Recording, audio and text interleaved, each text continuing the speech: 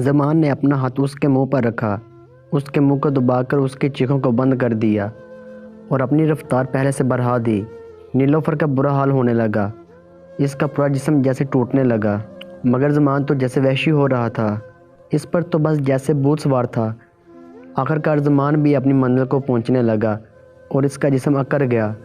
دونوں نڈھال ہو چکے تھے۔ زمان بھی اس کے اوپر ہی گر پڑا اور اس کے بدن کے اوپر ہی لیٹا رہا۔ نیلوفر بھی آنکھیں بند کر کے لیٹی ہوئی تھی۔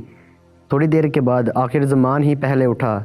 نیلوفر نے اس کی تلاش کو سمجھتے ہوئے ایک دروازے کی طرف اشارہ کیا تو زمان اس دروازے کی طرف بڑھ گیا۔ وہ واش روم تھا۔ اندر جا کر خود کو دھو کر صاف کیا اور پھر باہر آ کر اپنے کپڑے پہننے لگا۔ نیلوفر بھی بڑی مشکل سے اٹھی اور اپنے کپڑے پہننے لگی۔ نیلوفر کیا ہو گیا تھا آج؟ نیلوفر کیا ہو گیا تھا ڈاکٹر صاحب آج آپ کو؟ آج تو آپ بالکل ہی وحشی ہو گئے تھے۔ زمان اپنی شرٹ کے بٹن لگاتے ہوئے بولا۔ کیوں اچھا نہیں لگا کیا؟ نیلوفر نے آگے بڑھ کر زمان کو بوسہ کیا اور بولی، اچھا تو اتنا لگا ہے کہ آپ پوچھو ہی مت۔ پھر دونوں ہنستے ہوئے نیچے آ گئے۔ نیلوفر زمان کو گیٹ تک چھوڑنے کے لیے آئی۔ چوکیدار نے گیٹ کھولا۔ ابھی وہ دونوں پرچ میں ہی کھڑے کہ ایک گاڑی آ کر رکی۔ اس میں ڈاکٹر ہما باہر نکلی اور اندر کی طرف بڑھی جہاں زمان اور نیلوفر کھڑے تھے۔ ہما کو اپنے سامنے دیکھ کر نیلوفر گھبرا گئی۔ وہ آج ایک بار پھر زمان کے ساتھ پکڑی گئی تھی۔ اس کے ماتھے پر پسینے کی بوندیں نمودار ہونے لگی۔ ہما ان کے نزدیک پہنچی اور جا کر نیلوفر سے ہاتھ ملایا۔ ہما مسکرائی۔ ہیلو میڈم، کیسی ہیں آپ؟ ہما کی مسکراہٹ میں ایک شرارت تھی جسے نیلوفر محسوس کر رہی تھی۔ پھر ہما زمان کی طرف دیکھتی ہوئی بولی، ڈاکٹر زمان ہو گیا چیک اپ؟ زمان مسکرایا، جی ہاں ہو گیا چیک اپ۔ ہما مسکرائی، اور فیس؟ زمان نے مسکرا کر نیلوفر کی طرف دیکھا، جی فیس بھی وصول کر لی۔ سر زمان کی اس دو معنی بات پر نیلوفر شرما گئی اور شرم سے اس کا سر نیچے جھک گیا۔ اتنے میں انور بھی گاڑی اندر لے آیا اور گاڑی سے اتر کر ان تینوں کی طرف ہی آ گیا۔ زمان نے اس سے ہاتھ ملایا اور پھر جانے کے لیے نکل پڑا۔ ہما اور انور کو لے کر اندر آ گئی۔ نیلوفر ابھی بھی گھبرا رہی تھی۔ ہما نے اس کا ہاتھ پکڑ کر دبایا اور آہستہ سے بولی، don't worry about your secret. اس بات پر نیلوفر نے ہما کی طرف دیکھا تو نیلوفر نے مسکرا کر اپنا سر ہلا دیا اور نیلوفر بھی مسکرا دی۔ دونوں نے جا کر جمشید صاحب کی خیریت دریافت کی اور وہیں بیڈ روم میں ہی جمشید صاحب کے ساتھ چائے پی۔ کچھ دیر بیٹھنے کے بعد وہ دونوں اپنے گھر واپس آ گئے۔ ہما اور انور گھر پہنچے تو ہما کچن میں چلی گئی۔ اتنے میں اس کا فون بجا۔ اس نے دیکھا تو اس کے باس کمال صاحب کی کال تھی۔ ہما کچن میں ہی ان سے بات کرنے لگی۔ تھوڑی دیر کے بعد ہما اپنے کمرے کی طرف گئی تو اس نے دیکھا کہ انور کسی سے فون پر بات کر رہا تھا۔ وہ اسے نہیں دیکھ پایا۔ انور تھوڑا پریشان لگ رہا تھا۔ ہما کو تھوڑی فکر ہوئی۔ وہ اس کی باتیں سننے کی کوشش کرنے لگی۔ جہاں تک ہما کو سمجھ آئی کچھ پیسوں کی پیمنٹ کا مسئلہ تھا شاید۔ پھر ہما کمرے میں داخل ہوئی تو انور نے کال ختم کر دی، مگر ہما نے بھی اس سے کوئی بات اس معاملے میں نہیں کی کیونکہ وہ انور کے دفتری معاملات میں کم ہی مداخلت کرتی ہوتی تھی اور دونوں اپنے اپنے کاموں میں لگے۔ اگلی رات کی ڈیوٹی پر بھی زیب نے ہما کو اس کے ساتھ وکرم صاحب کے پاس چلنے کا بولا۔ کچھ سوچ کر ہما نے اوکے کر دیا۔ آپ کل صبح میں تیار رہنا، میں آ جاؤں گی یا پھر آپ آ کر مجھے پک کر لیجئے گا، پھر ہم وکرم صاحب کی طرف چلیں گے۔ یقین کریں آپ ان سے مل کر بہت خوش ہوں گی۔ ہما، ویسے ہم وہاں جا کر کریں گے کیا؟ زیب مسکرائی، تھوڑی پارٹی کریں گے، تھوڑا ہلا گلا اور بس۔ ساتھ ہی زیب نے ہما کو آنکھ مار دی۔ ہما اس کی پارٹی کا مطلب سمجھ گئی تھی۔ وہ بھی دھیرے سے مسکرا دی۔ اگلی صبح ہاسپٹل سے آ کر ہما نے ناشتہ بنا کر انور کو دیا اور وہ ناشتے کے بعد تیار ہو کر اپنے آفس کے لیے نکل پڑے۔ ان کے جانے کے بعد ہما جانے کے لیے تیار ہونے لگی۔ اسے کچھ اندازہ تو تھا ہی کہ وہاں کیا ہوگا، اس لیے اس نے شاور سے پہلے اپنا جائزہ لیا۔ اس کا بدن چمک رہا تھا۔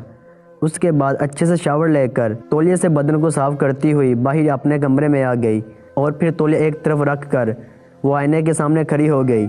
اپنے بدن کو دیکھتی ہوئی وکرم کے بارے میں ہی سوچنے لگی کہ پتہ نہیں کون ہے یہ وکرم اور اس کے ساتھ کیا کرے گا، مگر زیب نے اس کی دولت اور دریا دلی کے قصے سنا کر اس کے دل میں بھی وکرم سے ملنے کی خواہش پیدا کر دی ہوئی تھی، اس لیے وہ اس سے ملنے کے لیے تیار ہوئی تھی۔ یہ تو ہما کو پتہ چل چکا تھا کہ وکرم ایک ہندو ہے، اس لیے اس نے سوچا کہ کیوں نہ آج ساری پہنی جائے وکرم صاحب کو امپریس کرنے کے لیے۔ یہ سوچ کر وہ مسکرائی اور اپنی الماری کی طرف بڑھ گئی۔ الماری سے اپنی سرخ رنگ کی ساڑی نکالی، اس کے ساتھ کا بلاؤز بھی نکال لیا۔ ساڑی تو بہت اچھی تھی مگر ٹرانسپورٹ تھی، اور اس کا بلاؤز بھی سلولیس تھا اور آگے پیچھے سے کافی گہرا تھا، جس کی وجہ سے آگے اور پیچھے سے اس کا گورا گورا بدن نظر آتا تھا۔ مگر پھر بھی ہما نے اس کو پہننے کا فیصلہ کیا۔ ساری پہن کر تیار ہوئی اور میک اپ کرنے لگی۔ اس کا بدن ساری میں سے جھلک رہا تھا۔ گھوم کر اپنی کمر کو آئینے میں دیکھا تو کمر کا اوپری حصہ برہنہ ہو رہا تھا۔ بالوں کو کنگھی کیا اور پھر ساری کا پلو اپنے سینے پر ڈالتے ہوئے کندھے پر گرا لیا، مگر ساری کا کپڑا ٹرانسپورٹ ہونے کی وجہ سے ہما کا بدن چھپنے کی بجائے اور بھی پرکشش انداز میں پیش کر رہا تھا۔ ہما نے میک اپ مکمل کیا اور بھی حسین لگنے لگی۔ ایک آخری نظر اپنی قیامت خیز بدن پر ڈالی۔ اب وہ وکرم سیٹ پر بجلیاں گرانے کے لیے تیار تھی۔ اسے خود سمجھ نہیں آ رہی تھی کہ وہ ایک انجان آدمی سے ملنے کے لیے اتنا کیوں تیار ہو رہی ہے۔ پتہ نہیں کیوں وہ اتنی ایکسائٹڈ ہو رہی تھی۔ ہما نے تیار ہو کر زیب کو فون کیا۔ کچھ دیر کے بعد زیب نے فون اٹینڈ کیا۔ ہما، ہیلو، تیار ہونا تم؟ میں گھر سے نکل رہی ہوں اور بس تھوڑی ہی دیر میں تمہارے پاس پہنچ رہی ہوں۔ اوہ سوری ہما میڈم، میں آپ کے ساتھ نہیں جا پاؤں گی، مجھے ایک ضروری کام پڑ گیا ہے۔ آپ ایسا کرو کہ آپ اکیلی چلی جاؤ۔ نہیں یار، یہ کیسے ہو سکتا ہے، میں اکیلے کیسے جا سکتی ہوں؟ اگر تم کو پرابلم ہے تو ہم پھر کسی دن چلے جائیں گے۔ زیب، نہیں پلیز آپ چلی جاؤ، میں نے وکرم صاحب کو بتا دیا ہوا ہے، وہ ہمارا انتظار کر رہے ہیں۔ اگر ہم میں سے کوئی بھی نہیں گیا تو وہ بہت ناراض ہوں گے، وہ میری غیر موجودگی کو بھول جائیں گے۔ ہما اکیلی جانا نہیں چاہ رہی تھی، مگر زیب کے بار بار اصرار کرنے پر وہ راضی ہو گئی، اور پھر فون بند ہونے کے بعد ہما وکرم صاحب کے پاس جانے کے لیے اپنی کار پر گھر سے نکل پڑی۔ اس وقت 10 بج رہے تھے۔ مختلف سڑکوں سے گھومتی ہوئی ہما زیب کے بتائے ہوئے ایڈریس پر پہنچی۔